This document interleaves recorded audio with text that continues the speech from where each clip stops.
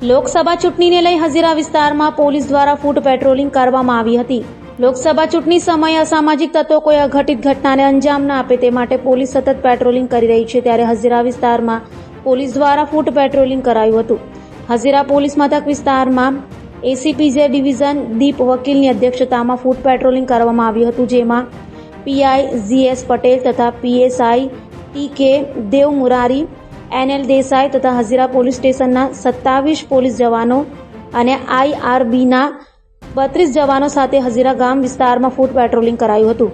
હજીરા ગામ સિંગોતર માતા મંદિરથી હજીરા ગામ મેન બજારથી મહાદેવ મંદિરથી બેંક ઓફ બરોડાથી હજીરા ગ્રામ પંચાયત સુધીના રૂટ પર ફૂટ પેટ્રોલિંગ કરાયું હતું। દરમિયાન ગામ લોકોની સમસ્યાના જાણવાનો પ્રયત્ન કરવામાં આવ્યો હતો અને તકેદારીના ભાગરૂપે જરૂરી સૂચનાઓ આપવામાં આવી હતી।